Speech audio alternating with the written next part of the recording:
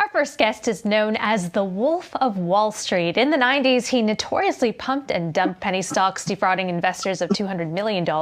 He eventually served almost 2 years in jail, pleading guilty to stock fraud and money laundering, and became the inspiration for the film Boiler Room and his memoir-turned-film, The Wolf of Wall Street. He has since reinvented himself as a motivational speaker and sales trainer, because he always be closing. Joining me now with more from Beverly Hills is serial entrepreneur Jordan Belfort. Welcome, Jordan.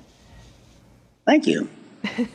Jordan, so you are actually a Bitcoin critic turned believer. In 2017, you said Bitcoin was a fraud, and you know about fraud, and you say Bitcoin can easily be used in money laundering and that the government can make it go away. Nevertheless, you're predicting Bitcoin could go up to $100,000. So tell me how you made this turnaround.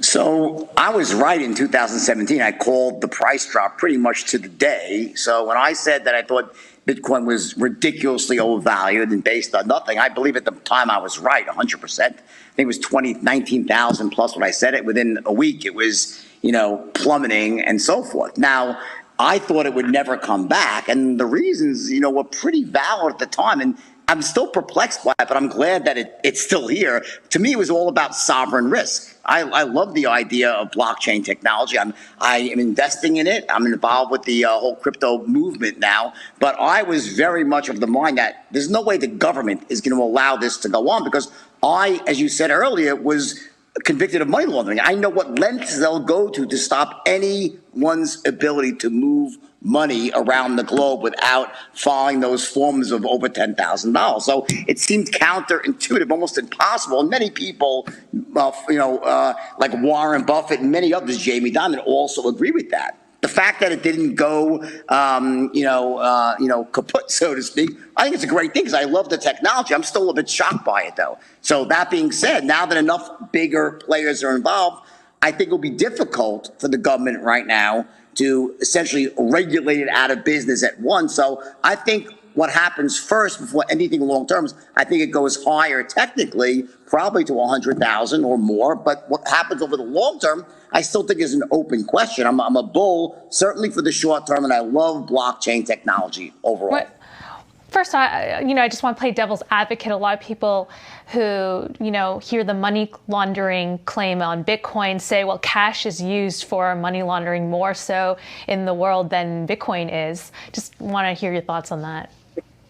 Well, number one, I don't think that Bitcoin would be the coin people would use to launder money. There are much better, privacy coins like Monero and things like that. So while Bitcoin is much easier to launder money with than cash, because cash is hard to move, Bitcoin moves anywhere in an instant. So you move that whole transportation problem. Anytime you watch a movie that's about, narcos, it's always about they're loading money onto boats and what do we do with the money? So obviously, Bitcoin has that advantage. But that being said, there are much better mechanisms out there now with crypto than Bitcoins. I don't think Bitcoin would be the one that people would use. Maybe it's used a bit, but I don't think that's what Bitcoin's being used for. In the early days, watch the movie Silk Road. That's what its initial use was in the early days when people first realized what it could do. Do you own any Bitcoin? And when do you see Bitcoin hitting $100,000? I do own some Bitcoin. It's not a massive investment for me. I own some.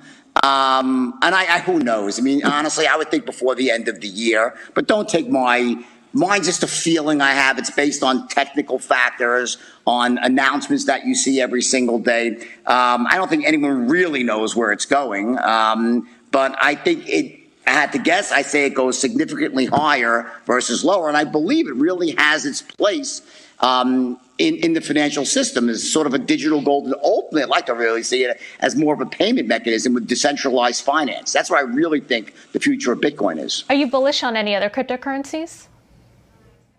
Yeah, Ethereum, has, more use. I know there's an update coming that hopefully will make it a lot less expensive and quicker to use.